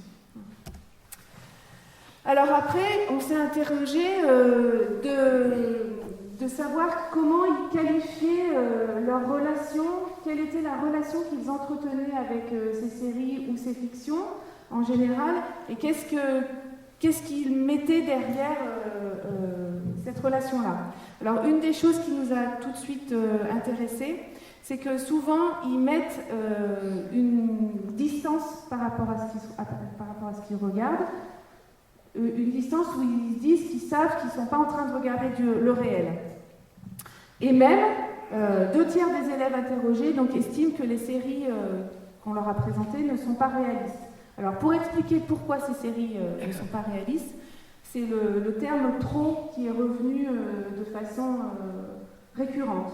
Voilà. Donc ils trouvent en fait que ces séries sont trop. Voilà. Elles sont trop au niveau du travail d'enquête, qu'ils jugent trop rapide, trop court, trop facile. Les policiers ont trop de chance, il y a trop d'action, trop d'aventure. Donc ça ne représente pas la réalité pour eux du métier de policier scientifique. Par rapport à la mise en scène cinématographique, c'est pareil, ils la trouvent trop également, trop bling-bling, ils nous ont dit, donc trop peu crédible, avec un happy end systématique, c'est-à-dire qu'on trouve tout le temps la solution à la fin de l'épisode. Ils trouvent le scénario trop idéalisé et puis trop surjoué également, avec des personnages, en fait, des mauvais acteurs, quoi, en gros, globalement. Alors, par rapport aux techniques, c'est pareil, ils les trouvent trop efficaces, trop exagérées, trop en avance par rapport à ce qu'ils imaginent être les moyens déployés dans les laboratoires de police scientifique. Avec des moyens illimités. Ça, c'est des choses qui sont beaucoup revenues, c'est-à-dire qu'ils disent la police scientifique détient des moyens financiers illimités, ils peuvent faire telle ou telle expérience, c'est jamais évoqué le fait que ça puisse coûter cher, etc. Ils trouvent pareil les policiers trop omniscients, c'est-à-dire que des gens qui savent tout, qui sont parfaits, qui sont brillants. Donc un des partis pris aussi de ces séries, c'était de mettre des personnages qui étaient plutôt jeunes, plutôt beaux. Bon, alors à force, maintenant, on en est à la saison 12, je pense, petit expert, c'est ça, non 13, ouais. Donc ils ont tous un peu vieilli, ils sont tous un peu plus goofy ou tirés, mais au départ, ils étaient jeunes. Voilà. Et encore une fois, l'enquête est trop simplifiée, trop vulgarisée, avec un protocole scientifique inexistant. Donc vous voyez, par rapport à ce que nous, on avait repéré en regardant ces séries, ben, on est plutôt à peu près sur la même longueur d'onde.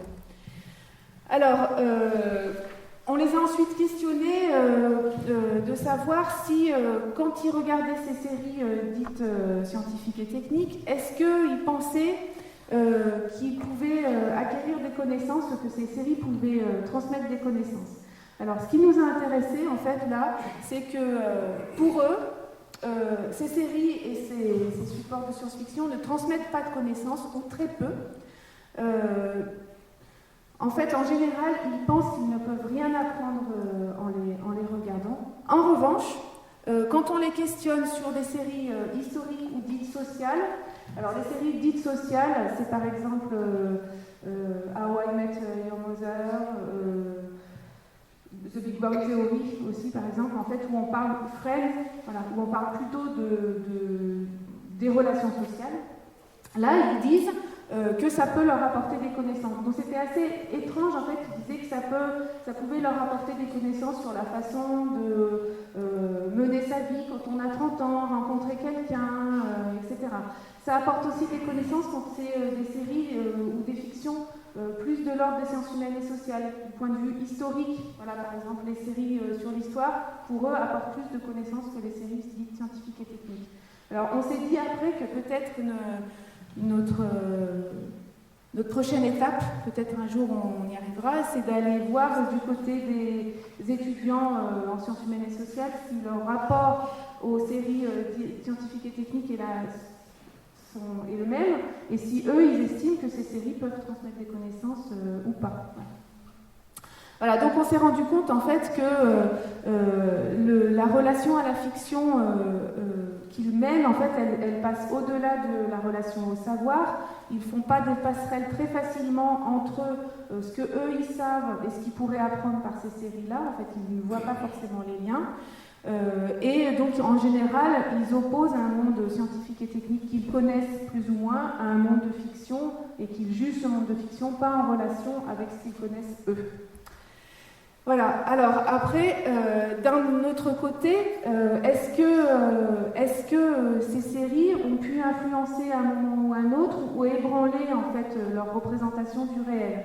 Ça a été une autre question qu'on a voulu poser. Alors on avait posé des questions par rapport au choix des études.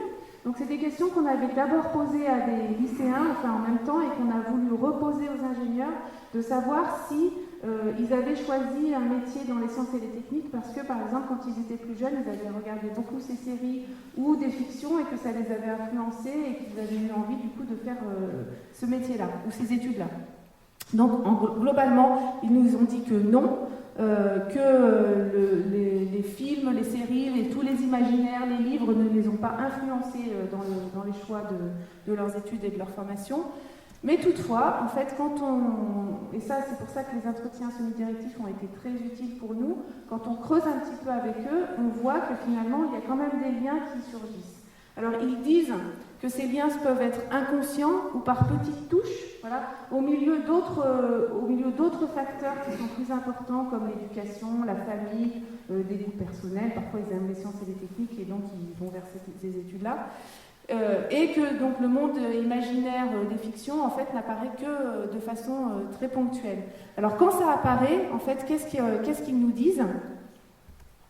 Alors ils nous disent en fait parfois qu'ils aiment les univers qui sont créés parce qu'ils aiment les objets qui sont pensés et que ça les aide à se projeter eux-mêmes en tant que concepteurs d'objets, par exemple, là, on est vraiment dans une fonction de projection. Donc, ils aiment ce qu'ils regardent, les univers de robots, de voitures volantes, par exemple, ou ces univers très technologisés, parce qu'eux, ils disent, ben voilà, on va se projeter dans ce genre de fabrication. Un autre point qui nous a apparu important aussi, c'est que, et ça touchait plutôt la science-fiction, c'est que ça ouvre en fait des mondes possibles. Ça leur permet de penser la société de demain. Donc ça leur permet de penser la société de demain par rapport à ce qu'elle pourrait être, mais également par rapport aux dangers ou aux risques qu'ils présupposent en relation avec les sciences et les techniques. Donc il y en a un par exemple qui nous a dit que ça permet de prendre conscience des dangers que peuvent avoir les sciences sur le monde. Donc moi je me souviens d'un étudiant aussi qui m'avait raconté qu'il avait fait un travail autour du clonage et que pour mieux comprendre en fait les questions sur le clonage, il avait regardé beaucoup de fiction et ça lui avait permis de mieux cerner les problèmes. Et puis un autre lien en fait, c'est des idées pour concevoir, imaginer, innover. Donc ça c'est notre citation fétiche. En fait, un des étudiants nous a dit ça donne des idées par exemple sur les supraconducteurs, la lévitation ou plus. Voilà. Donc ils établissent quand même des liens avec ces fictions-là et avec leurs études. Alors, donc, pour conclure cette présentation, on peut voir en fait que ces séries et ces fictions en général n'ont pas un rapport direct avec la connaissance, hein, qu'on voit avec le résultat ou avec les enquêtes auprès des élèves ingénieurs ou nous ce qu'on avait repéré. Il y a vraiment il n'y a pas de lien direct avec la connaissance. On a un univers qui est très très technologique, très technique. On a souvent une confusion entre ce que peut être l'image de la science ou l'image de la technologie. Alors après, dans cet univers-là, on a des variations autour de la figure de l'expert, c'est-à-dire que par exemple pour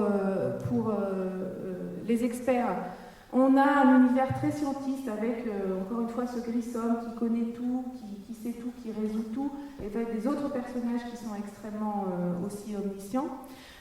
On a un univers un peu plus décalé dans Bones, parce que ce personnage quand même scientifique est un peu caricatural. Alors elle évolue beaucoup, hein. Moi j'ai un peu décroché sur la fin des saisons là. mais elles se marient, hein, je crois, avec Bruce, elles ont un enfant, donc voilà, elle a quand même évolué de l'autre côté, quoi. Et puis un expert encore plus décalé avec Dexter qui lui met ses connaissances au service de ses crimes, donc c'est pas au nom de la justice et de la résolution du crime, mais pour lui-même être meurtrier. On a donc des représentations très stéréotypées, entretenues par un imaginaire qui est renouvelé, mais qui est quand même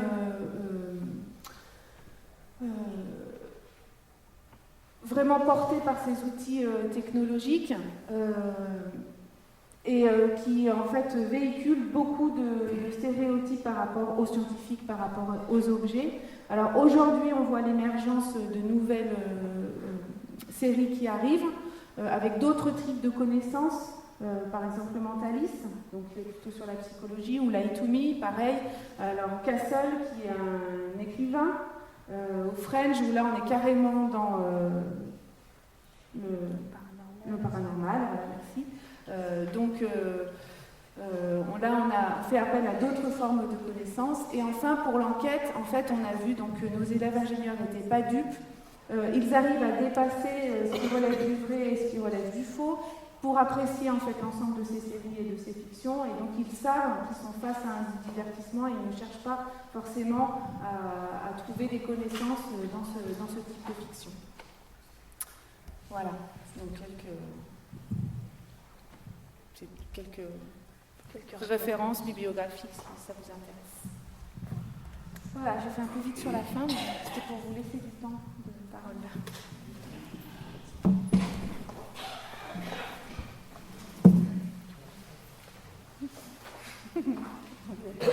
Assommé.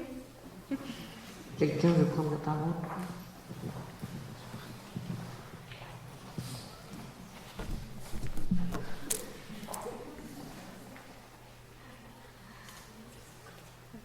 Est-ce que vous connaissez ces séries vous-même? Vous les appréciez Oui. Justement, est-ce que vous étiez un peu dans ce repérage de répétition? J'imagine que oui, mais est-ce que ça constitue plutôt une sorte de familiarité avec ces personnages ou une forme d'usure avec le temps peut-être? De l'usure. Ouais. On anticipe. Oui. Vous anticipez le coupable ou vous anticipez les scénarios? La façon dont ils vont trouver les indices, par exemple. Les discussions dans les couloirs, on n'en a pas parlé, on a dit que le passage d'une pièce à l'autre. Oui. Ouais. Qui est très bien. Oui. Et justement, pourquoi? Parce que ça change un peu des sciences habituelles. Oui, il y a plus de philosophie. Oui, c'est vrai. Alors, c'est vrai que, parce que, bon, par exemple, la nuit, c'est vrai que Timon, l'acteur, il a des sous-couleurs. Il est un peu imprévisible. Ouais. Et c'est vrai qu'il y a peut-être des séries qui ont un peu envie de déconstruire les experts et montrent qu'il y a d'autres types de connaissances qui peuvent se développer, qui peuvent être utilisées et différentes. Et c'est vrai que dans les experts, là récemment j'avais regardé un épisode pour un petit peu voir où ils en étaient dans la série. Et je trouve que quand même ça a un petit peu évolué sur les personnages que je trouve moins omniscients, moins caricaturaux que Grissom ne l'était, par exemple. Bon, il y a toujours le chef, hein, mais il se trompe quand même parfois. Ça, il y a un peu de doute parfois. Alors que là, dans les saisons que nous on a regardées et analysées, il n'y avait vraiment jamais de doute possible, quoi. Par contre, la représentation de la technique est toujours la même. Ces lumières bleues, ces jeux de lumière, de transparence, ça on le retrouve encore beaucoup. Par contre, les tablettes arrivent. Les tablettes arrivent. Les grands écrans, les tablettes, les tables numériques, etc. Voilà. Il y a l'esprit criminel qui démarre. Oui. Parce que là, Oui, à la psychologie comportementale aussi. Ouais.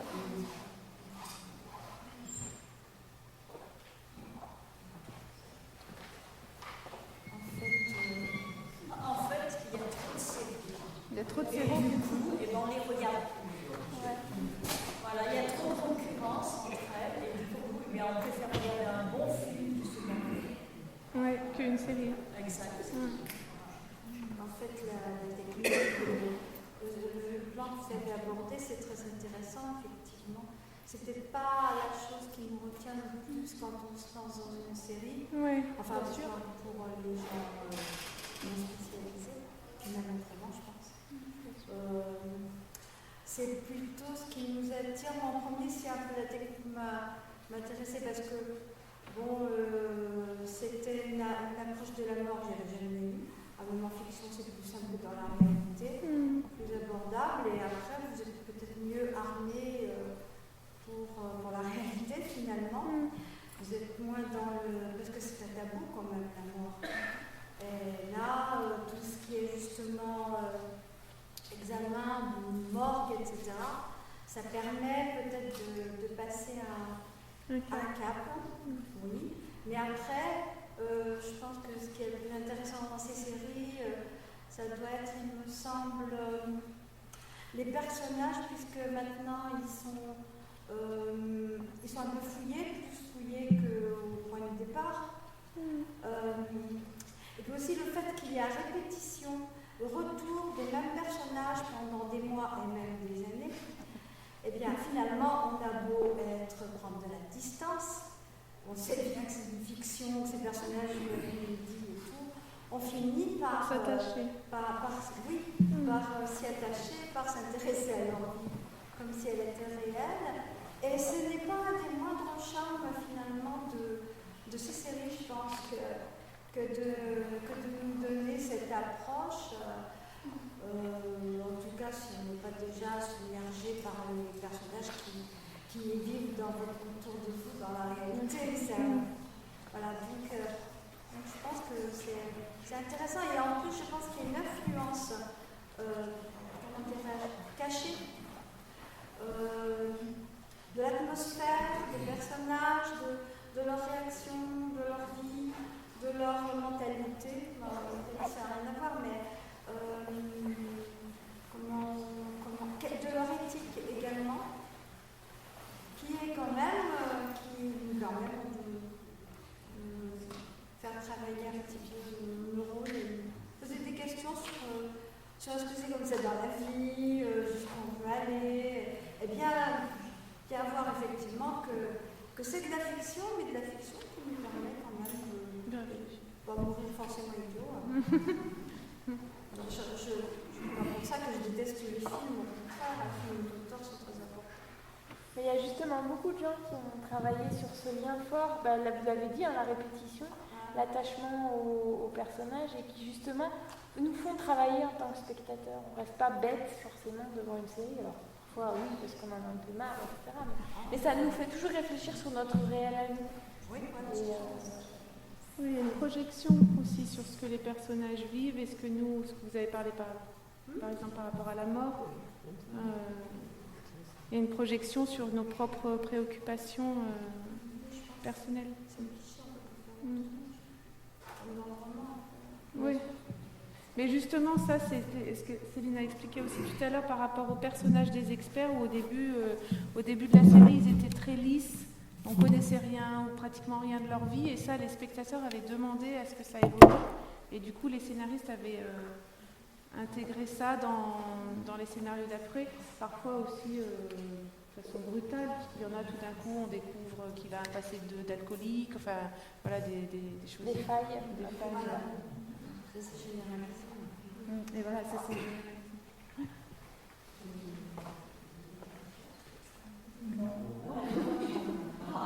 Mais c'est vrai, pourquoi il y a de si bonnes séries américaines et pas françaises? Pourquoi nous, en France, et c'est vrai que quand on regarde une série, mettons, française, comme ça, on s'ennuie, on s'endort et on arrête.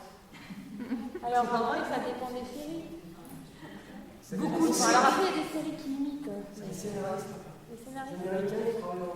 Parce que c'est vrai que les séries américaines, on est en plein dedans, on a fond, on veut trop regarder la fin. Que les séries françaises, malheureusement, c'est que. Il y avait quelqu'un qu'on avait interviewé qui disait j'ai l'impression d'aller à la sécu. Non, mais c'est Quand ça. je regarde RIS, je crois que c'est ça, RIS, police scientifique. Puis les séries américaines font rêver.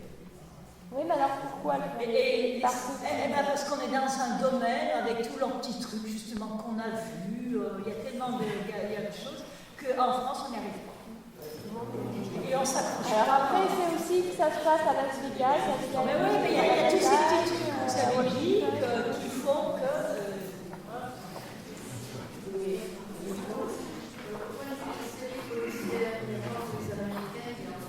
Non, parce qu'il y a les séries policières italiennes, style Montalbano. Il y a les Britanniques avec Lewis, avec Barnaby. Enfin, c'est tout à fait différent. Et là aussi, donc c'est une approche. Ça peut être une approche différente. Oui.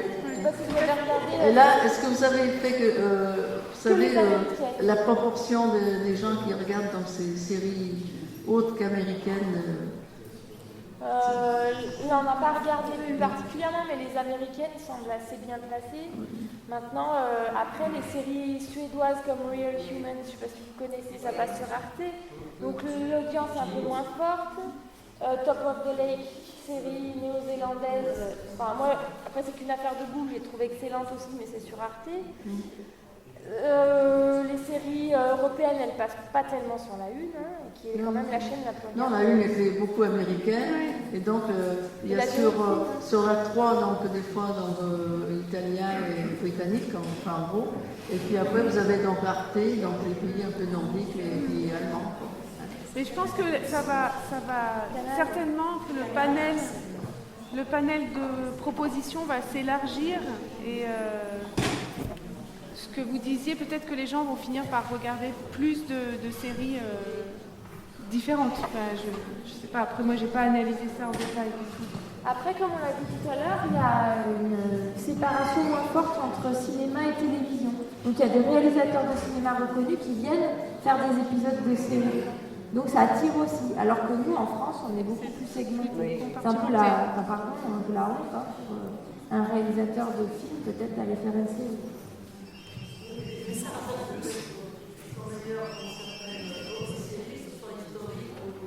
Oui, peut-être.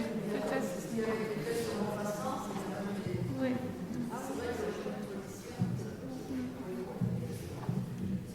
Il y a la concurrence des chaînes, comme Canal+, tout ça. Oui. Moi, je me souviens de cette série Braco, donc, qui est quand même, c'était quand même une réussite dans le monde de la police, pas scientifique, là pour le coup, pas du tout. Qui avait un peu le souci peut-être pas du réalisme, mais en tout cas d'une certaine forme de violence.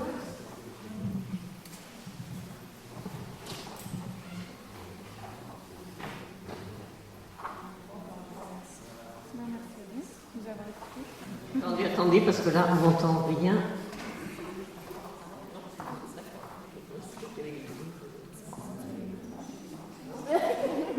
Répétez, bon, alors, en catimini, mais surtout. Non, elle disait juste merci, la dame. D'accord. Non, mais c'est intéressant, c'est tout ça, mais il faut avoir le temps. Oui. On regarde ensemble, c'est conduit, Bonsoir. J'ai bien apprécié la façon dont vous avez impliqué vos étudiants de l'INSA dans l'analyse de ces séries. Mais est-ce que vous avez essayé d'aller un peu plus loin pour analyser un petit peu tous ces substrats, cette sociologie américaine, cette société américaine qui fait commerce d'une société qui est très criminogène. Les Américains ont exploité la conquête du pays sous forme cinématographique pendant un demi-siècle, l'ethnocide des Indiens pendant presque un siècle, depuis la naissance du cinéma, Aujourd'hui, cette société qui est criminogène, où il y a plus d'armes que de citoyens, nous produit des séries qui cachent la réalité de ce pays. Par exemple, je le regarde très très peu, il y a une surreprésentation, point de vue ethnologique, point de vue racial, comme on dit, si le terme de race a une signification. Il y a beaucoup de Noirs qui sont chefs policiers, médecins, trucs comme ça, alors que ça ne correspond pas du tout à la réalité de ce pays. Voilà. Alors, les étudiants n'ont pas réagi précisément à ça, mais je me souviens de quelques étudiants, et notamment des étudiantes, qui disaient détester ces séries parce qu'elles donnaient l'impression qu'il y avait des meurtres à tous les coins de rue. Voilà. Donc c'est un peu le seul genre de réaction qu'on a eu de ce type-là. Maintenant, quant à commenter ces séries dans toute l'histoire de la civilisation américaine, et ses défauts ne sont pas allés jusque-là et on les a pas tellement non plus incités. Ouais, c'était pas l'objet de l'enquête non plus. Mais c'est effectivement intéressant.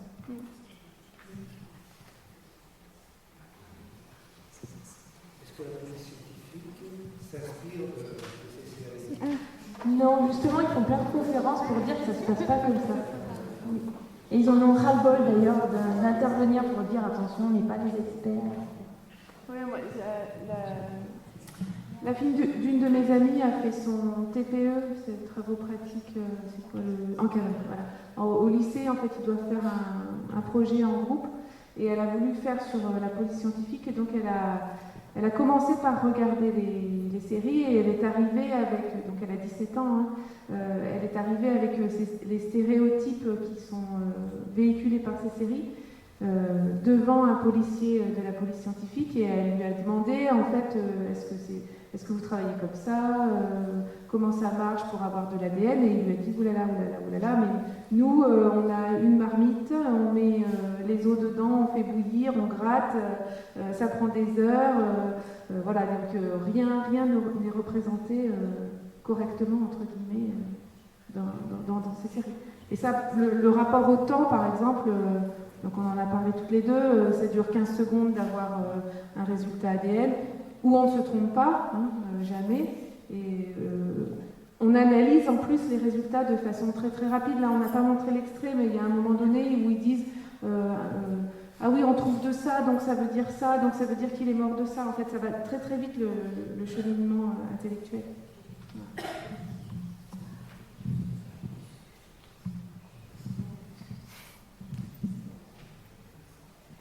Bon, je crois qu'il y a peut-être le mot de la fin, non, si personne ne veut se manifester.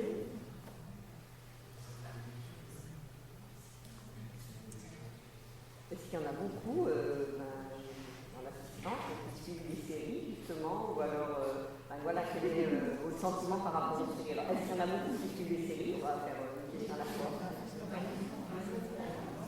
Personne n'aime le mal, moi aussi.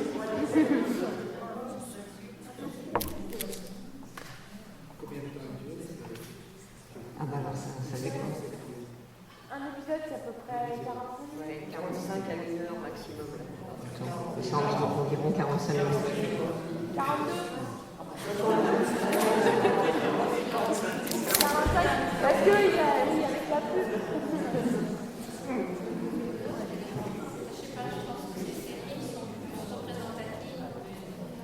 Certaines générations plus jeunes regardent, mais certainement pas notre génération.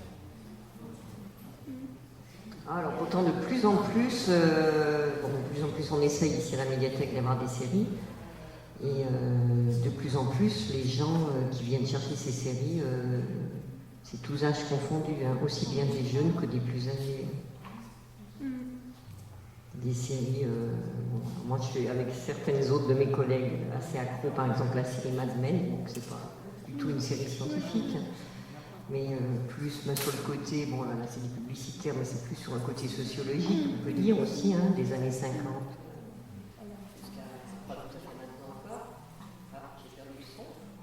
Bon, ça fait bien. Donc non, il n'y a pas que des jeunes qui regardent les séries, non, loin de là, parce qu'effectivement maintenant, ce qu'on disait tout à l'heure, ce type de série scientifique. Oui, voilà. Oui, oui. Oui, c'est ça. Je pense que c'est plus une génération de trentenaires qui regarde ça, que les générations. Non, non, il y a d'autres avis dans la salle. Là. Et les étudiants, ils aiment bien NCIS aussi. Ils aiment bien cette série. Attendez, je passe. Ou Big Bang Theory. Ou Big Bang Theory.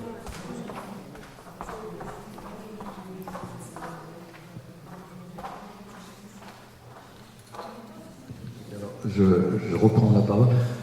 Est-ce que le fait d'instrumentaliser la technique au service de la recherche de la vérité et de l'élucidation des crimes, effectivement, elle est efficace parce que la technique ne ment pas.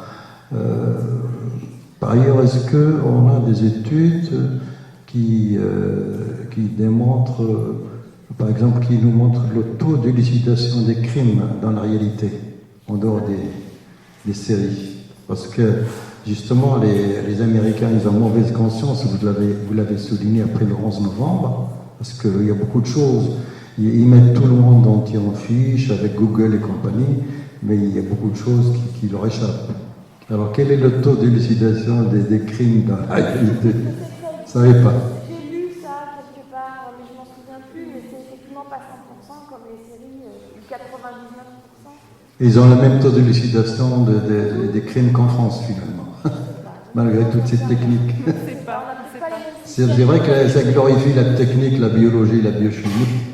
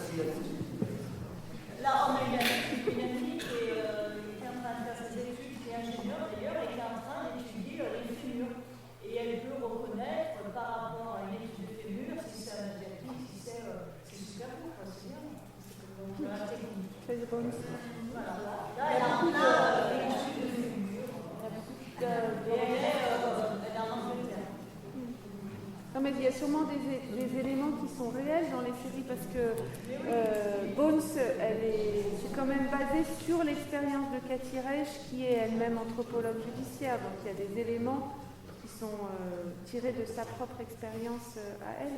Après, c'est une fiction, donc c'est forcément c'est pour faire rêver, voilà, et puis répondre aux demandes de la contrainte de la télévision. Oui, oui, tout à fait.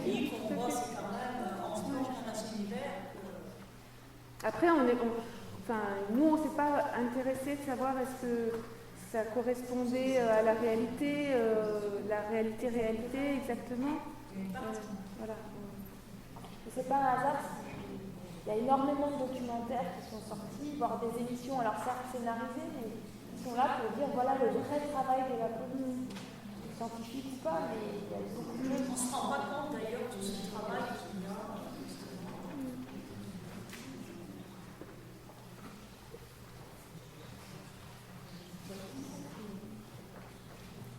C'est ce que vous avez expliqué la première émission, la première fois qu'on a eu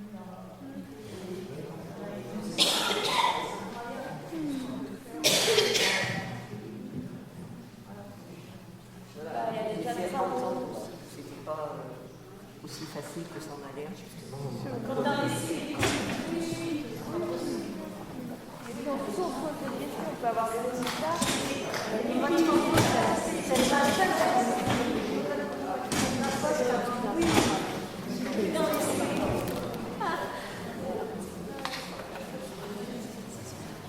Bon, je crois qu'on va dire au revoir.